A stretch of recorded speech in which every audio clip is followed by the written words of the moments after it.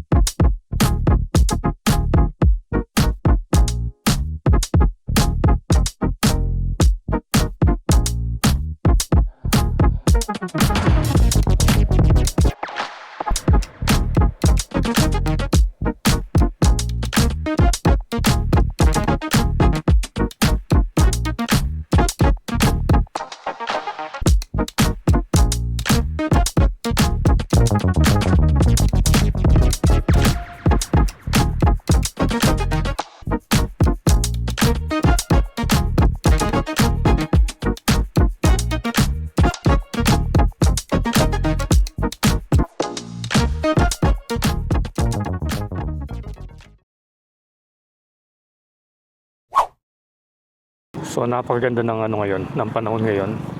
A cloudy morning at nandito tayo ngayon sa may Barangay Panipuan. So good day once again, Kabalan, and welcome sa ating panibagong vlog. So for today's video ay papunta tayo dito sa NSCR project. Dito yung mga segments dito sa Baliti at Panipuan. Yan. So ngayon ay i-update natin yung mga pangyayari doon since last time tayong nag-update. Parang nag-clearing na sila doon sa mga housing dito sa may Fortuneville subdivision yata yun. So tingnan natin kung ano na ba yung na-accomplish nila since last time tayong pumunta ron. Kasi yung mga tinanggal doon mga mga magagandang housing pa yun eh. Housing units, hindi kagaya ng mga usual na tinatanggal nila, yung dinedemolish nila, yung mga parang squatters area sa may Riles, yung mga nire-relocate sa mga Northville, yan, Northville resettlements. So yun dito, housing mismo, tinamaan siya dun sa right of way. So yun yung alamin natin, at ngayon ay nandito na tayo sa junction. Yan, kakanan tayo rito. Kung didiretso ka, papunta yan ng Kalulot, Sindalan, dito, Panipuan pa rin ito, papuntang Baliti yan. Kung didiretso ka, lalabas ka doon sa may MacArthur Highway. So buti na lang, hindi na masyadong nagulan-ulan ngayon. Napanood natin sa balita na tapos na yung habagat for now. Ito na yung public market ng Panipuan. Yung bago yan, no? Yung ginawang public market dito.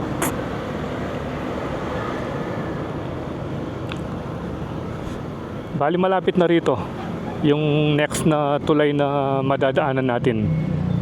Yung yata yun yung Sapang Balen Creek, I think. Doon na banda.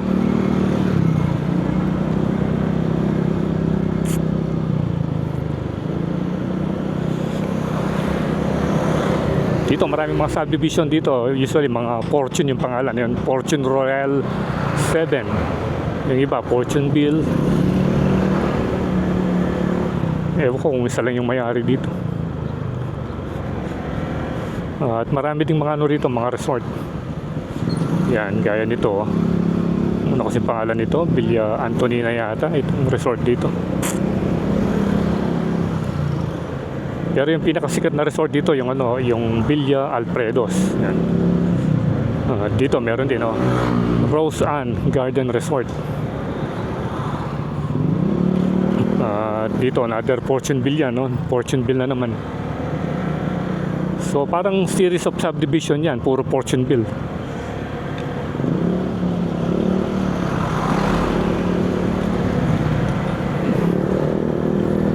So bali yung sumasakop pala yata doon parang Baliti na yata.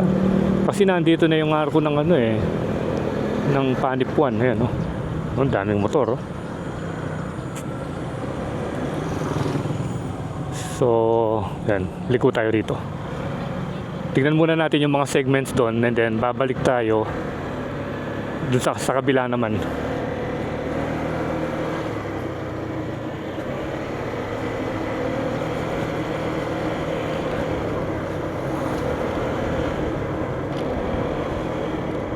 Yun, oh. Pag dito ka na, tanaw mo na yung mga segments.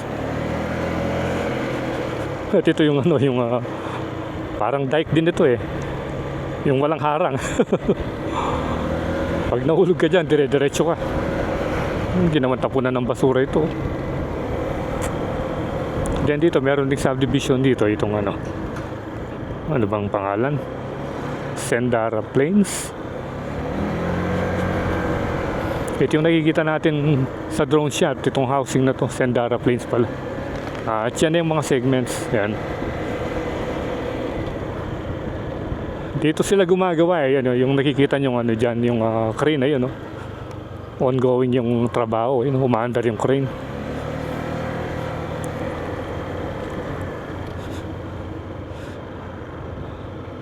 So ayan. Picture muna natin dito si Stark. Ayan.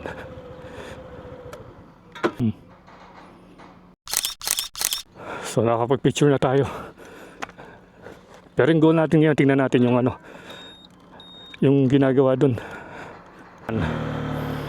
At yun oh, tanaw na natin. Parang gagawa ulit sila yata ng poster rito. Yan oh. Hanap lang tayong spot banda ron para makuha natin ang drone shot. Dito kaya, malilim kaya rito? Malilim, kaso parang ano.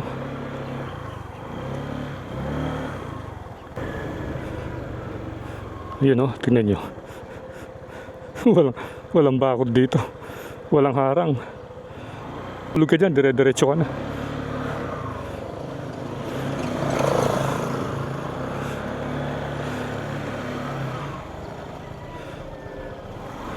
Yan. Dito na lang tayo magpalipad.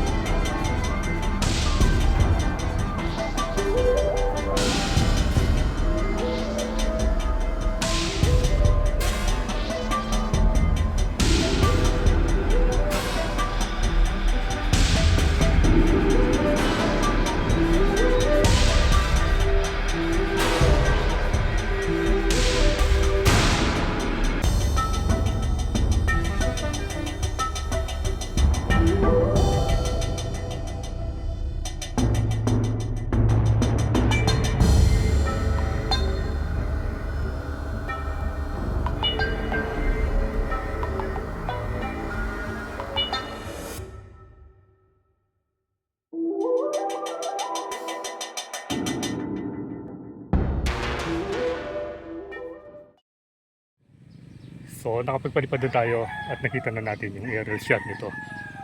Itong ginagawa nila rito sa may Baliti area. At meron pang mga ilang bahay na hindi pa nagiba doon sa may Fortuneville. Yung isang lane, makikita mo naman yung isang lane buo pa, parang hindi nakasali yun. Pero yung doon sa kabila, yun yung mga giniba. So tara, lapitan natin kung pwede tayo makapasok. So yung gamit nga pala ngayon natin ay si Stark, yung ating Honda ADB na 2020 model. Yan. Siya muna yung dinala natin ngayon. So tara, punta na tayo dun. Daming kalat dito.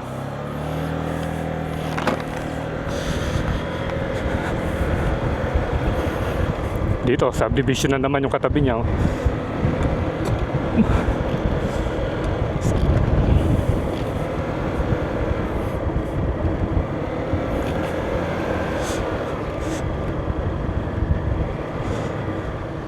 Dito naman, kung didiretsuin mo yan, dyan yung kanilang yung bodega nila, yung kanilang precast yard ng mga segmented box girders. Yan, salamat po. So paglipat natin, Baliti na. Pero yung kanina, kung saan tayo nag-drone, Panipon pa yun.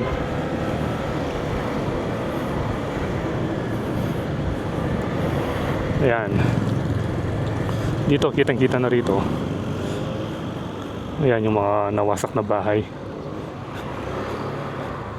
Ayan, tingnan natin kung pwede tayo makapasok hanggang doon. Ayan, yan ang itsura ngayon. Ayun dito, wala na yun dito. Dati may ginigiba pa sila rito eh. Ngayon wala na. At saka nag-start na sila magbakod. At saka yun dito, wala na rin, yung ML112 ngayon, dati ginigiba pa yan eh.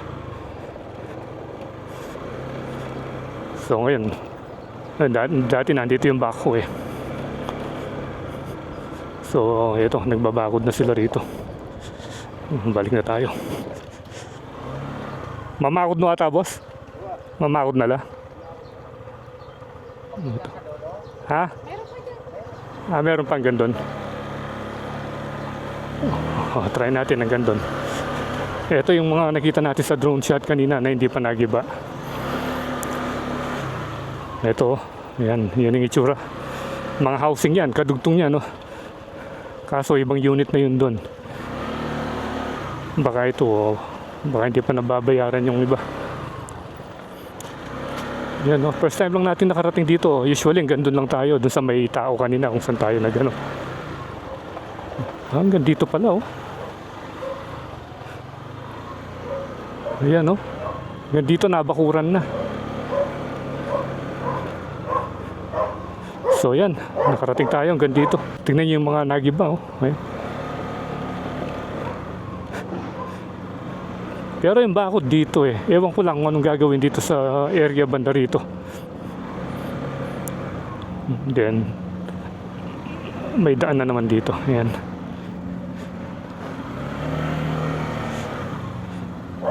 Yun. So yan ang itsura ngayon dito. Ayun yung mga nagtatrabaho kanina. Ayan. Dami rin palang nagiba. Ayan. So at least nakita natin na medyo parang okay na yung right of way issue rito. Dito ko natatapusin yung ating vlog tungkol sa pag-update natin sa mga bahay na giniba dito sa may Baliti area. And salamat sa panonood. Keep tuned to Froilandas for more video updates here in Pampanga and all over the place. So ride safe always, Kabalen. See you when I see you, and Froilandas is signing out.